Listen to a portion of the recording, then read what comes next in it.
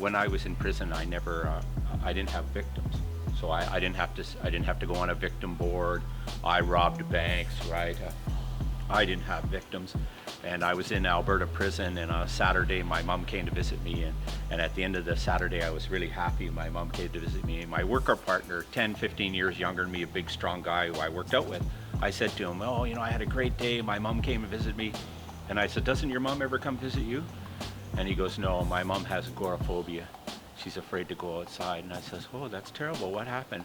And he goes, she was a bank manager at this bank in Calgary, and these guys came in with full body armor on and masks on and machine guns and held them to their heads and made them do all of this, and she can't even work anymore, and I had to stare at the wall. That's me. That's how do you know what I mean? Like, how much damage did I just do? Right. Here, this kid, you know, like, did I cause this kid?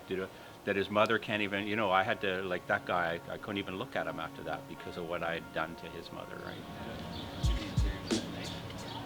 Chrome ball. Yeah. I just love that little like, it's just so nice, right? The black with the red pinstripe.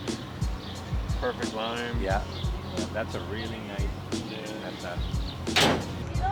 Right, we're just packing up now. For you guys that don't know, Rick moved to town, needed a garage, and now this is OZZY'S garage. It changed up the whole building, done a pile of work to it, and now it is a drop-in center for anybody. So there's a pile of kids attending the program now.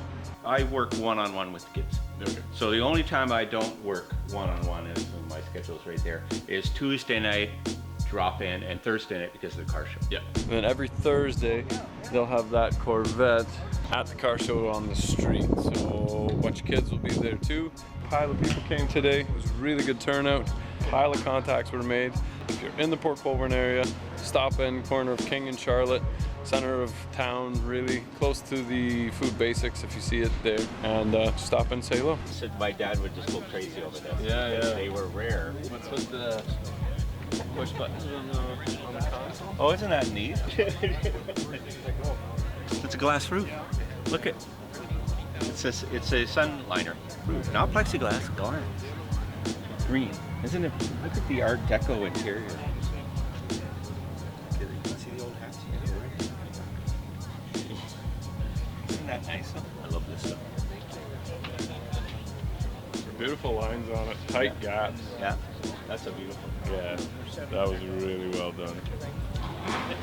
My dad said this would, if you got married, you'd get one of these and you'd go run Route 66, right? And stay at the motels. How long have you been in the area now? It's been 40. You were in Welland 6 first. years.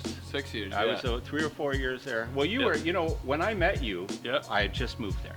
I can't believe it's been that long though. But the nice thing of that is now we get to see some of the kids that have gone through the program now. Yeah. And are actually doing really well. Yeah. So that was one of my first boys that I had was 13 years old. Yeah.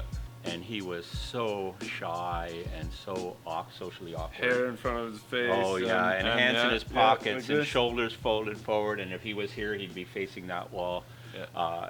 You know, his father's in another part of the country, and he's here. It's a terrible thing. And now he's he's doing great. He's 17 years old. He's got a girlfriend. He's got a job. But we worked with him every week for 4 or 5 years, you know, and like just almost 5 years now that we worked with him. And that's the thing is, these kids are worth it, right? Yep. You know, you think about even the investment of 4 to 5 years with a young man once a week, you know, him taking it, me taking my time, us, you know, doing things with. What do you think it costs to keep a guy in the penitentiary for 2 weeks? Yeah. You know, what do you think it costs for a guy to rob a place? Oh, this is one that I got at auction, and it's irreparable.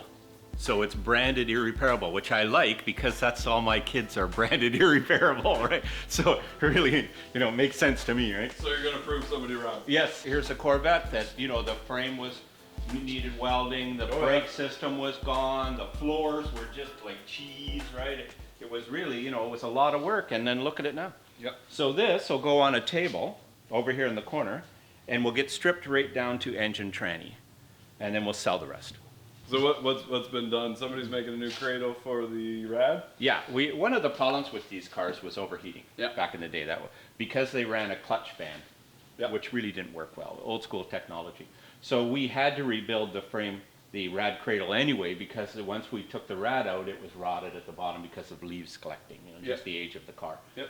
And so we're going to run electric fans on there. There's a few things that need to go on, and a couple of vacuum lines, and I need a couple of things Yep. that broke, and so the kids, they built this, right? And you know, a lot of my kids, it's the first time, you know, almost all of them, that they've ever completed anything. Definitely check out OZZY'S garage online. We'll put all the links down below for Truth for Teens. Thursday night, stop in Port Colborne and check out the car show and check out the shop. You're Yep. always open and smiling and Yeah, ready to go. King and Charlotte. Yep, King and Charlotte in Port Colborne. So, yeah, thanks for watching.